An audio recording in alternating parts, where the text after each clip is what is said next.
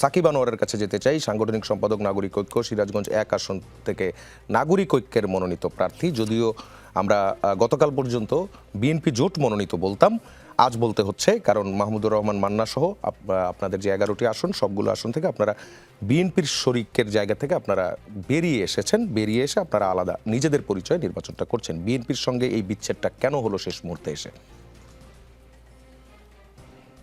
ধন্যবাদ। দুটো জায়গায় একটু কারেকশন দরকার। একটা হলো আমি নাগরিক ঐক্যের কেন্দ্রীয় কমিটির যুগ্ম সাধারণ সম্পাদক। জি, দুঃখিত। আরেকটা হচ্ছে আরেকটা হলো বিএনপি থেকে বা বিএনপি জোট থেকে বের হয়ে এসে আমরা এখন নির্বাচনে অংশ নিচ্ছি, ব্যাপারটা আসলে এমন না। কারণ এখানে মিটন ভাই আছেন, আহ, তিনি নিশ্চয়ই বলতে পারবেন বিএনপি তো এবার আসলে কোনো জোটের মধ্যে যায় নাই।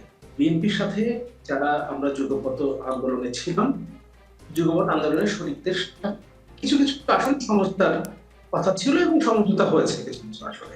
ইনফ্যাক্ট মাহমুদুর রহমান মান্না দলের সভাপতি, তার বগুড়া 2 আসনে তার নাম ঘোষণা করা হয়েছিল বিএনপির পক্ষ থেকে। বিএনপি মহাসচিব মির্জাফর হোসেন আলমগীর ঘোষণা করেছিলেন যে সেখানে বিএনপি মাহমুদুর রহমান মান্নাকে সমর্থন দেবে, যদিও পরবর্তীতে বিএনপি তাদের প্রার্থী সেখানে দিয়েছে। ফলে কোন জোট যেহেতু গঠনই হয়নি, ফলে কোন জোট থেকে বের হয়ে যাওয়ার প্রশ্ন আসলে আসছে না। বিষয়টা হলো যে যাদের সাথে সকল রাজনৈতিক দলের ক্ষেত্রে বিএনপি কোনো কোনো আসন ছাড় দিয়েছে বা কোনো আসনে তাদের প্রার্থী দেয়নি, তাদের সাথে একটা সমঝোতার জায়গা তৈরি।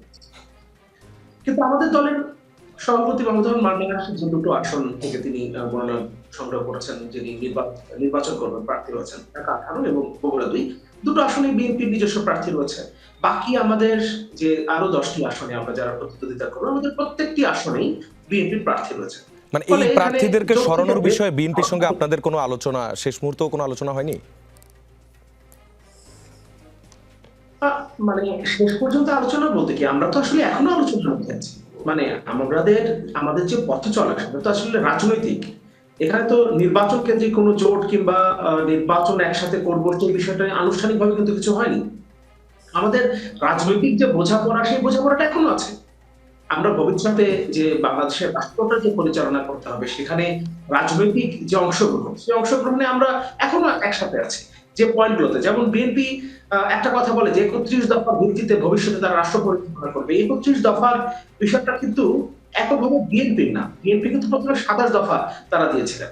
এবং গণতন্ত্র মঞ্চ, আমার দল নাগরিক ঐক্য সহ 6টি দলের যে জোট ছিল আমাদের বা আছে, গণতন্ত্র মঞ্চের ছিল 14 দফা। পরবর্তীতে এই 27 দফা এবং 14 দফা মিলে কিন্তু 31 দফা করা হয়েছে।